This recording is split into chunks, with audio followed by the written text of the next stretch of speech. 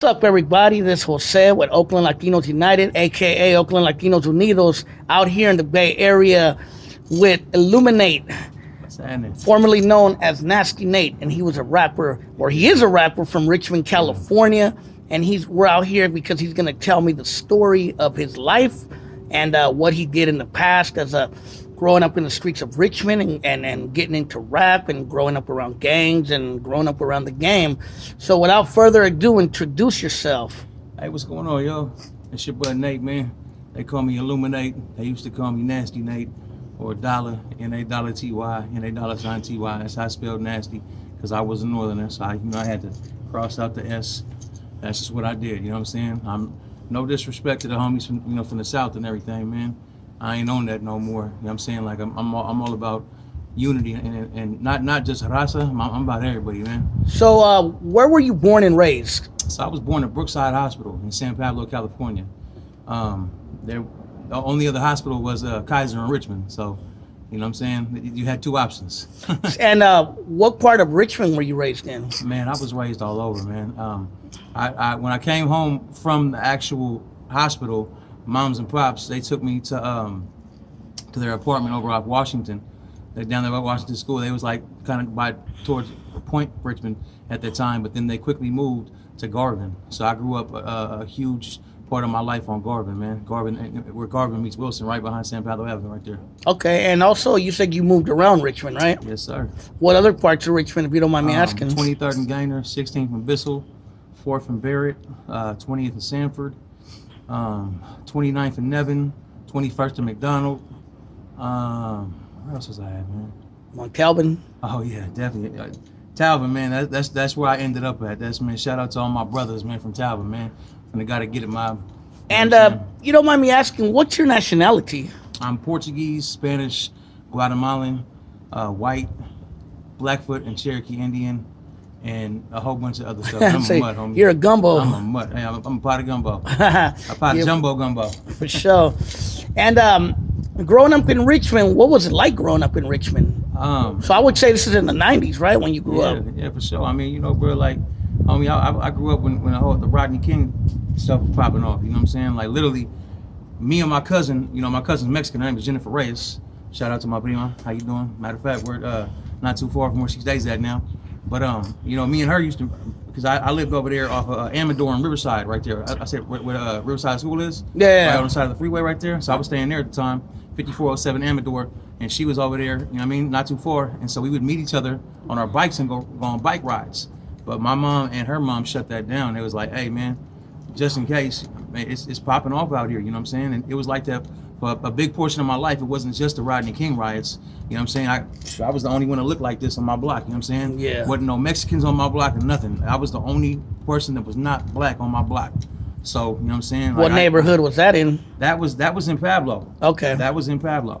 But, you know what I'm saying, when I was over there, on Gaynor, 23rd and Gaynor, bro. Yeah. There was two white kids that lived across the street, but they was like 3 years old, bro, 3 and 5 years old. Yeah. And I was 12, 13 at the time, you know what I'm saying? Yeah. So, I had to learn to throw them things, man. And I had to learn to, you know what I'm saying, throw them things well. And, but to be honest with you, man, I was a good kid. I had a good heart, you know what I'm saying? And you told me you came from a musical legacy or musical background. Tell me a little bit about your father. My dad was the drummer for Tower of Power. My uncle is the saxophonist and the leader of the band. My dad's name was David Bartlett. He was famous for what he did on the Urban Renewal album and plus Drop It in the Slot. He was on that one. He was on a bunch of their stuff, man. Tower of Power, their self-titled album as well. My dad was also a songwriter and a singer as well. And the leader, that's Emilio Castillo, right? Yeah, that's my Uncle Mimi. Oh, okay, cool. And my son. Yeah, I didn't know you were related to him. That's pretty dope. I mean, I grew up on Tower of Power, so that's my that's dope. That's dope. So you have the music in your blood, man. Just like me. I have music in my blood too. My dad was a musician. Bro, so peep game. My dad's dad was also a drummer. Oh, okay. And he was professional as well. So my dad was like a child prodigy. A lot of people don't know this. Yeah. But my dad was literally playing professional at the age of 12 years old. Like my dad was touring already at 12 years old, like being paid to come play gigs. Yeah. They was getting my pops in bars and clubs and all of that stuff at 12 years old. My pops was out there, man, beating them sticks up. And your dad grew up in Richmond? My pops came from Richmond. Your mom too? My mom actually grew up in San Francisco in the Mission District. Oh, okay. In East Oakland. Okay. Yeah, and my mom grew up over there kind of by Jingletown. Oh, okay, that's where I grew up, around that area, East Crazy, 7th right? Street. Yeah. But I was gonna ask you. So you got involved with the gangbanging. You got involved with the Northerners, with the Norteños, as they're called as well.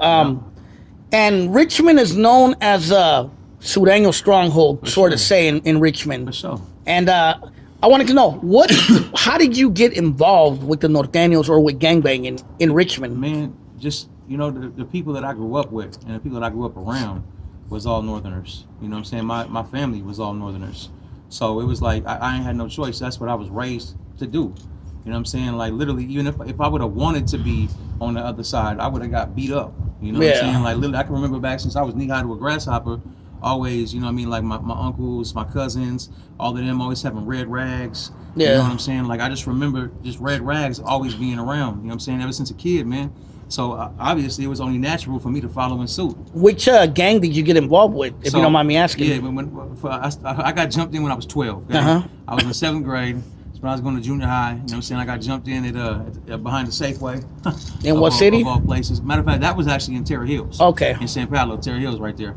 So, man, I got jumped in, and that was our gang back then was called NSL, Northside Locos. Okay. And also, you guys had what, VSP? Yeah, Barrio San Paulo, NRVO, Richmond Barrio Locos. Okay, and those were the only Norteño gangs in Richmond back then? For the most part. I mean, there's MTN, Montalva Norteños.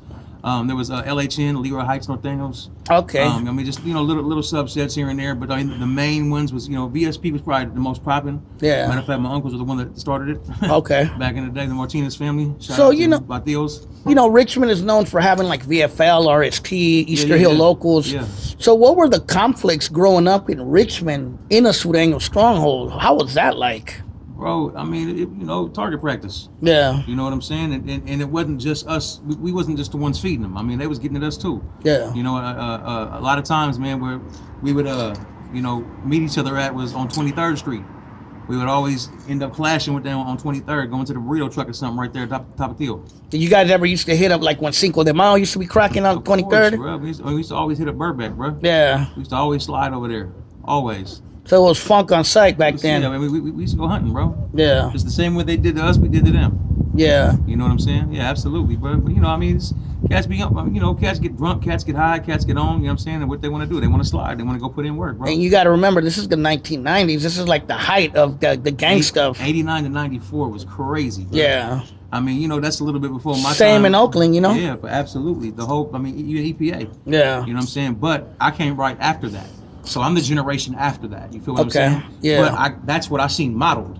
Yeah. So it was like, man, I knew for me, it was like, bro, I came to have a false sense of identity in being a bully, bro. Yeah. And throwing these things right here. Yeah. You know what I'm saying? So literally, that's how I became accepted and got love, bro. You feel what I'm saying? So it was that, and then when these things came into play, you know what I'm saying? I knew, bro, hey, bro, we playing laser tag out here, homie, and I'm gonna get you before you get me, because I'm not gonna die.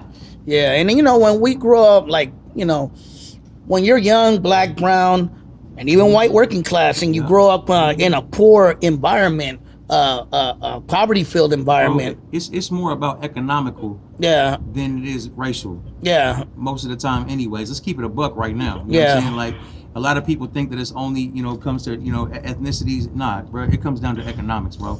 Because I ain't never had no silver spoon. I ain't never had, bro, I grew up with roaches and rats. I used to light roaches on fire with matches for fun as a kid, blood. Yeah. I was that little dude, bro. Yeah. You know what I'm saying? I didn't have nice things like that, blood. Yeah. You know what I'm saying? I was a little cat on the turf, bro. That's what I'm saying. That's what I was getting to. Like, a lot of us, that's why I said working class white people, blacks, Chicanos, Raza, even Asians, they grow up in the hood, grow up in poverty, grow up in hopelessness. Mm-hmm.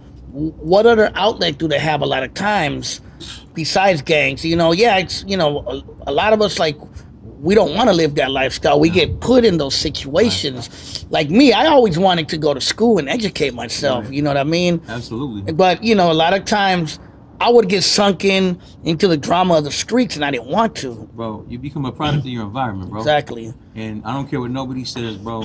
When you're growing up, when you're coming up, especially in your teenage years, bro. Yeah. Homie, you're gonna be peer pressure. Exactly. Especially in the hood, bro. You're gonna want to be accepted. You're gonna want to have a reputation. You're gonna want the ladies. Yeah. You're gonna want to have clout. You know what I'm saying? You're gonna want to be respected. You're gonna want to have a name. bro. And in order to get that, bro, you ain't gonna be no college kid. So when you don't mind me changing a little bit, Go ahead, bro. when in your era, was the style still cholo style, or had it changed already? Bro, homie, if you go back and see me in junior high, bro, I ain't wear nothing but Dickies and Ben Davis, bro. Okay, so and it was I had still hairnets and Tres Flores and everything, bro. That's what I try to tell. Like Absolutely. some of the people, they try to say that the Bay Area, we weren't on that hype. Yeah, right. And like, bro, I remember some dudes straight choloed out back in the days. Derby coats. Yeah, the derbies, Lottos, you know what I'm saying? yep, Like, bro, and True. Straight up, bro, True. All Yeah, that, bro. I yeah, remember all that. Homie. yeah, me too. All that, bro. The girls had their hair in the pump. Yeah. Like, using the whole can of Aquanet in the morning. Yeah. My primas. Remember the cholo slippers, the corduroy ones? Yeah. Like, what do you mean, the house slippers? Yeah. Absolutely, homie. I still got some. Yeah, that's what I remember. That's my era too. Man, I remember I found some red baño ones, bro. Oh yeah, I remember those. Yeah, they had all the different color baño ones. I remember that. So okay, so that was your upbringing growing up in Richmond. I mean, obviously it was hard. Yeah. We all know that Richmond has a notorious reputation because of the crack, because of the drugs, because of the gangs. Murders, man. Murders, you know. Yeah. You know, and it all stems to drugs and gangs, you know what I mean? Or hoods or turfs or whatever, you know what I mean? Yeah. So we're going to go into your legacy of rapping because you are still a rapper and, you know, Richmond has a rich history. I remember when I was young, there was a lot of rappers coming out of Richmond, Chili Powder, Sin, even Master P. Master P. Yeah, and remember New Breed of Gangsters? I was gonna say, MBG, New Breed of Gangsters. Weren't they Chicanos, bro? Yeah, one of them was. Yeah, I remember them. 6'4" Joe put them on. Yeah. Yep. So there was all these rappers coming out of Richmond. Yep. So what inspired you to want to rap? You know, and when did you get into rap? Okay, so I first started rapping, like freestyling with my cousins and my homies on the block, bro. You know what I'm saying? We'd be up, you know, late night, we'd be on the block, man, kicking it or whatever. You know how we do it. You know, whether we drinking something, smoking something, put something in the air, you know, catch a little freestyle session. And when I started, I was terrible. Homie, I was basura. For real, I was spelling when I'm rapping. It was NATE claiming the RED. I was that dude. It was bad. Yeah. But I had no idea. My dad's a musician, bro, and I had no idea that I had it in my blood, that I even have a passion for it. So I just, started messing around with it. And I really started to dig it, bro. So what I would do is when I would go back into the crib after, being on the block, bro, I didn't have no instrumentals at the time, but I had tapes. I remember Be Legit, the Hemp Museum, bro. Yeah, I remember that. I used to love his production, bro. So I would literally put Be-Less tape on, bro, and I would write verses over his songs. So you said that your first album was with Darkroom Familia on Brown Area, correct? That was the first project that I was on that came out in store. So my question is, how did you hook up with Darkroom Familia? My boy Low, Carlos Galdamez, rest in peace, man. Where was he from? He's from Frisco, from Hunters Point. Okay. But he also lived in Modesto. Okay. Yeah. Oh, he used to rap with Darkroom, right? Low. Yeah, I remember him. He just recently passed away, man. Yeah. Yeah. And then they hooked you up with who? Speedy Low. Okay. Yeah, man, I'm at the homie Speedy through him too, man. Rest in peace, man. Drew was my dog, bro. That was a good homeboy, man. We'll get to him soon, but I want to talk a little bit about Darkroom. So you were connected with Duke, right? Yeah, Duke. Me and Duke and me and Crooked. Okay. I met Dino too, and the homie Dub. Me and Dub were from Federal. Oh yeah, I met Dub back in the days. Dub had slaps, bro. Me and Dub was matter of fact, me and Low we went to Dub's house over there, man, and he made some beats for us, and we was working on a little group album with Dub. It never came out, unfortunately. Yeah. Just being in a group is kind of hard when the other person, isn't as dedicated as you. Yeah. Per se, but man, we made some dope music, man. Matter of fact, the first gospel song I ever did was with Dub, bro. Okay. He sampled Eka Mouse. And how is Dub doing now? Man, last time the homie Michael Ranks, man, last time I heard he was doing real good, bro. That's good. PG&E still. Now let's talk about Speedy Loke. How did you get hooked up with Speedy Loke? Man, just through being with Low, just sliding and hitting car shows, rolling through the hood. Even with we was linked with Gotham Mas Loco that was on G. Okay, yeah. With cats out there in Sun Hole. Yeah. We'd always be out there, bro. Up to no good, wilding. And for the people who don't know, Speedy Loke was from Dakota, Union City. Union City, yeah. He's from the Union. So you was cool with his brother Bugsy? But I'm still cool with Bugsy. I talked to Bugsy last week. Okay, and Tito B's my dog. Coner's my dog.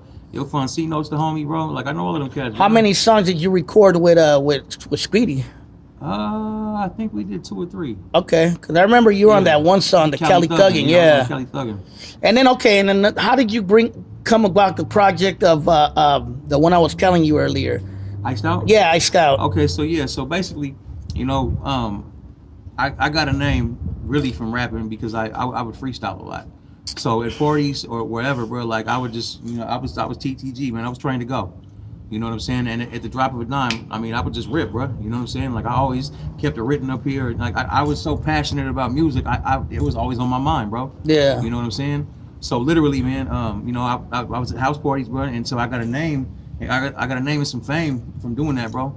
And so these cats, I was working at the warehouse in Pinot at the time. Okay. So these cats came in and they was like, you know, telling me that they owned the label or whatever. I'm like, for real, blood? And they was like, yeah. I said, bro, check this out. And I spit a verse for them. And they was like, bro, you super hard. And I'm like, right on, blood. And they was like, man, we want to sign you. I'm like, okay, cool.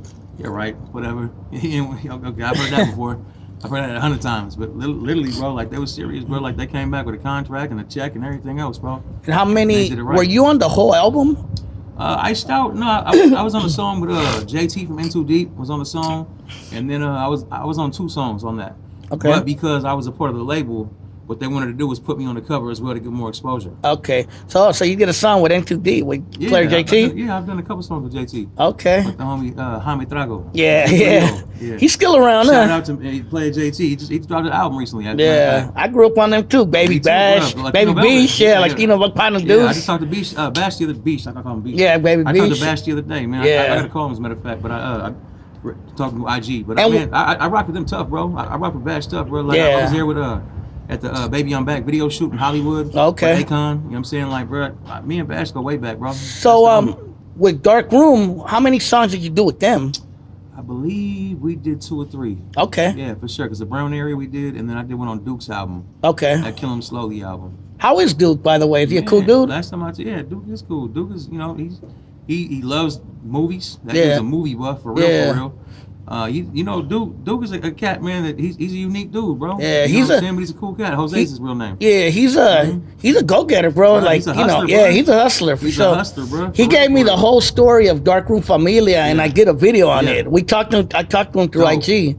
Yeah, cool ass dude, bro. Super cool, bro. A lot of cats be talking bad about them. I ain't got nothing bad to say. Yeah, me either, bro. I grew up on them. They're innovators for sure in my book. Bro. I mean, bro, I came in the game with Darkroom, and I tell cats that all the time. Yeah, that's real life. Bro. I did. I came in the game with Darkroom Familia, bro. And I grew up with Darkroom, so I grew up listening to y'all back in the days.